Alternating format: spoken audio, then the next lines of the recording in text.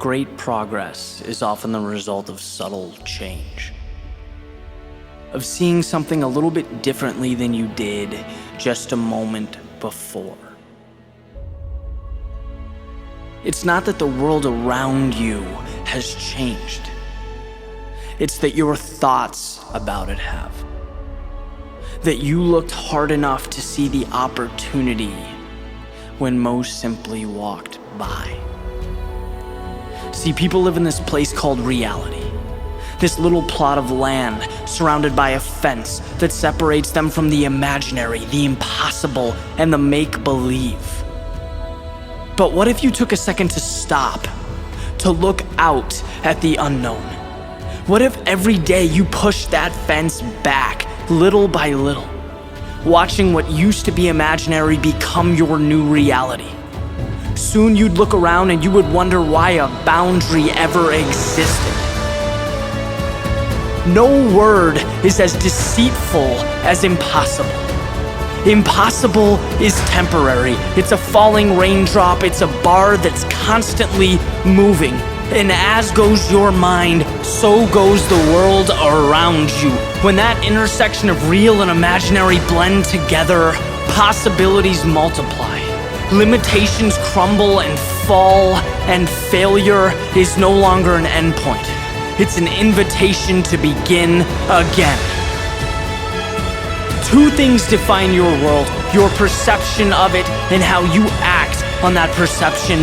Never ask yourself if something can be done. The question is how you're going to do it.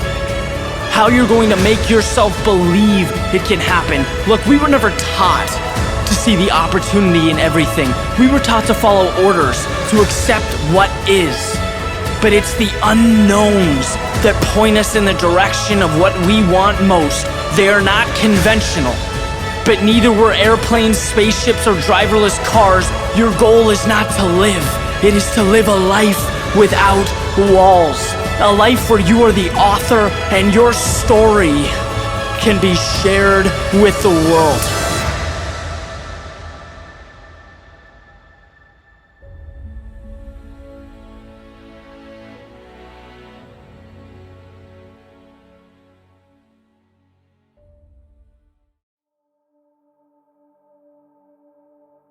One of life's greatest lessons is that yesterday is only as powerful as we allow it to be. Yesterday is an idea, a story, a movie that started and ended. Now, it's quite possible that story or that ending is disappointing, or it hurts to look back on. Perhaps a reminder of something that wasn't ideal, something you want to break away from. So the question is, why do we give that old story power?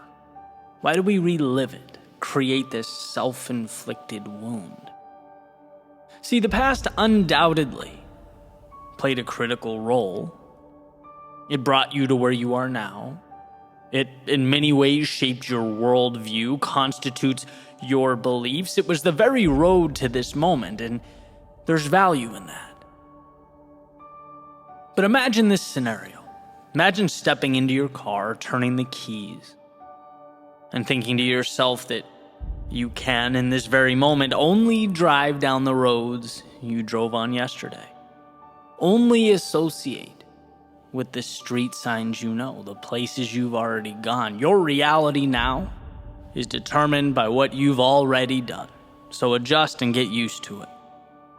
You would say that's outrageous, right? Yesterday's path has nothing to do with where I'm going now. Just like a boat's wake trailing off behind it has nothing to do with where it's going next. The person holding the wheel controls that. We are saturated with freedom. There is so much opportunity and possibility and potential in front of us that we fail to see because we can't stop thinking about that fictitious story we call yesterday.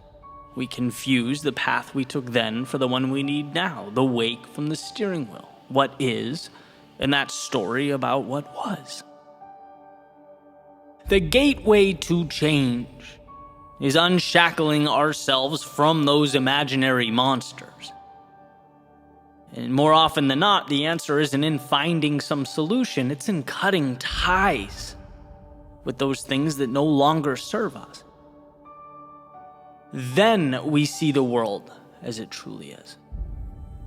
Then we see the magic laid out before us. And I get that it's easier said than done. Leaving a part of us behind hurts. Looking in the mirror and being vulnerable enough to say, I can be more than this.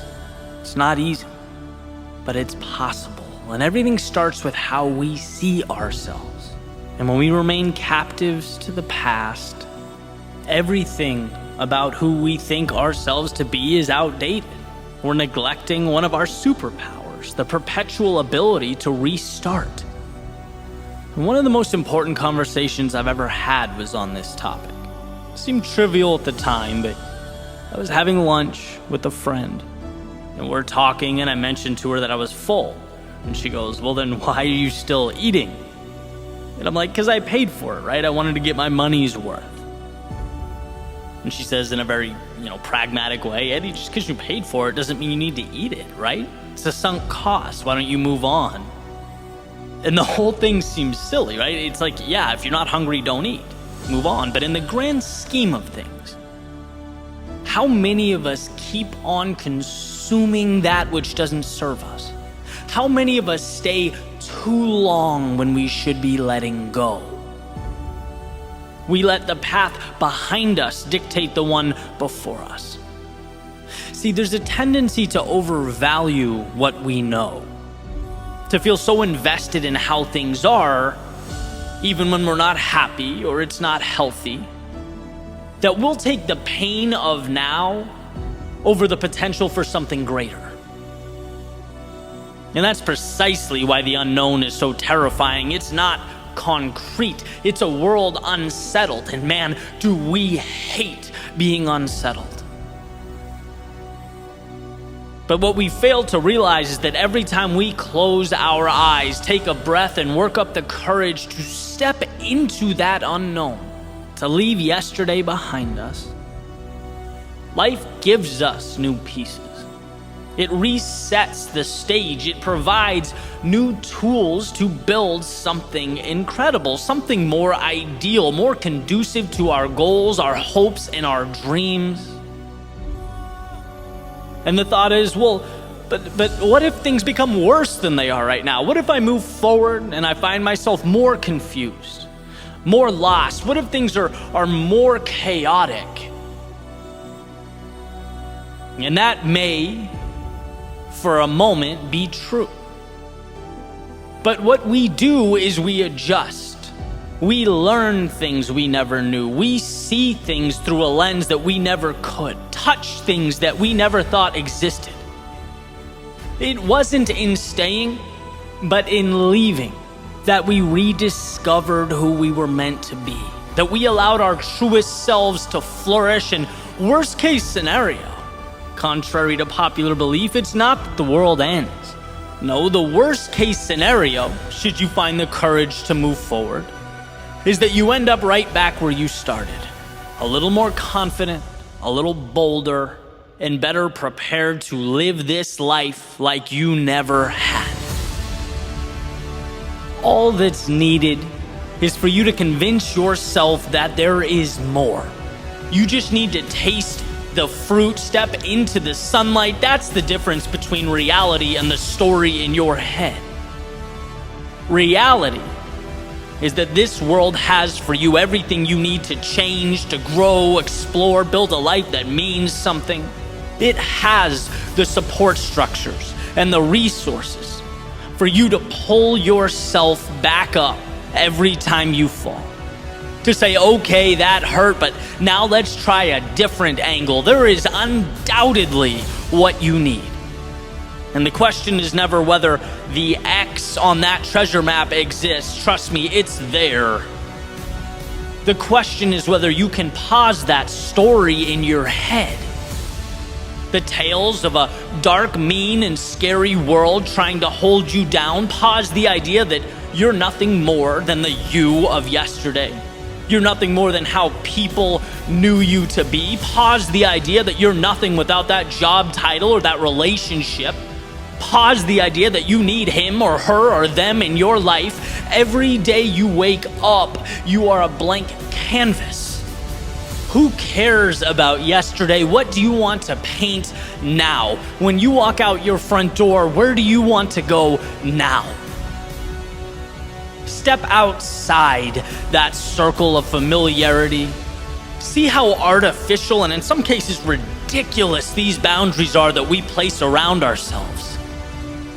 Life is an invitation, not a set of requirements. And when you free yourself of that, not only will you feel like someone new, not only will you experience life as it was meant to be experienced, but you'll see that this world will conform to your new definition. This world wants to support you. It wants to lift you up. And yeah, it may be challenging and strenuous. It may force you to work harder and be braver than you've ever been.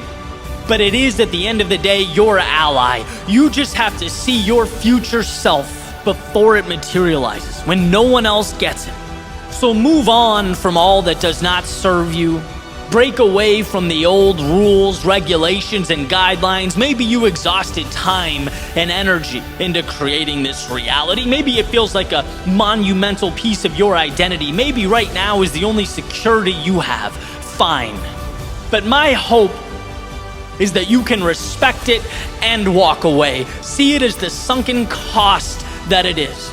Just because you paid to get there doesn't mean you need to keep paying to make wrong decisions. Just because it took your time doesn't mean it's entitled to keep stealing your time. Just because it's part of your identity now doesn't mean it must be tomorrow. Just because it creates security doesn't mean it's right. Jails and steel bars are also incredibly secure. No, today, we are breaking free, leaving the past in the past and setting our sights on the horizon. Today is the end of yesterday and the beginning of the rest of your life.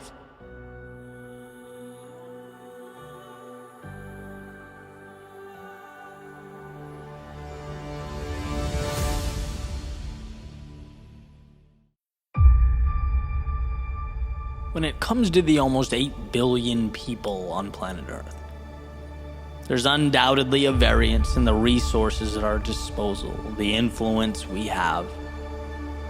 What we all share is the ability to rule over our own lives, our own thoughts. As Thoreau said, think for yourself, or others will think for you without thinking of you. See, life moves quickly.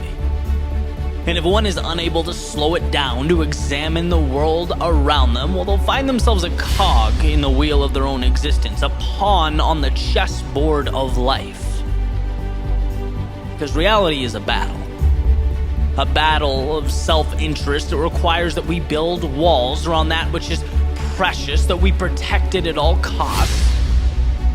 Your worldview is the foundation for everything of value in your life, yet it's constantly under attack. Attack from the negativity at the gate, the suffering attempting to breach the walls, the outside influences praying that you'll outsource your thinking, that you'll let them rule from afar. To maintain control over your own outlook, it's no small feat. It's perhaps the most important battle of your life. It's the difference between intentionality and chance. The role of the ruler or the ruled. As the saying goes, if you don't build your dream, you will spend your days building someone else's. If you don't ask yourself what you want in life, those needs will ultimately be buried under nonsensical obligation that takes their place. Where there are vacuums in awareness, they will be filled, usually not by actors with the same interests as you. See, mistakes are not the problem. No, mistakes mean you're present, driving towards something, collecting data for this experiment that is life. It's autopilot that destroys. Like that frog put in a pot, heating up so slowly it never knows to jump out. The external world becomes its demise. And this message isn't to instill fear or intimidate, it's to remind you to ask the question that so few ask. How is my life best lived, and what can I do to bring that to reality? If you can think for yourself, you're never out of the fight. If you can think for yourself, you're always a decision away from advancement in the direction of that which matters most. So trust you to do what's right for you. In a world where no one knows what they're doing, I can assure you, you don't need external endorsements or stamps of approval. Take Robert Frost's road less traveled by and don't look back. Don't feel remorse. That's where you're forced to find yourself, to ask the tough questions, to embrace who you are. Because the crowd is antithetical to rationality. Not just because responsibility dissipates. Not just because human beings become essentially well-dressed chimpanzees, but because rarely on the micro level is the collective goal your goal. Have the courage to see that. Have the courage to understand that life is not an instruction manual. Everything around you, you have in one way or another accepted. And in accepting it, you have chosen it. By not saying no, you have in fact said yes. So realize that the world around you doesn't change until your thoughts become the bridge that connects current to future, today to tomorrow. Until you realize life can't make you a victim or a pawn on its chessboard without your permission, whether implicitly or explicitly. No, you have the ability to think, control, orchestrate something greater than what's in front of you. Let today be your next courageous step in the direction of that reality.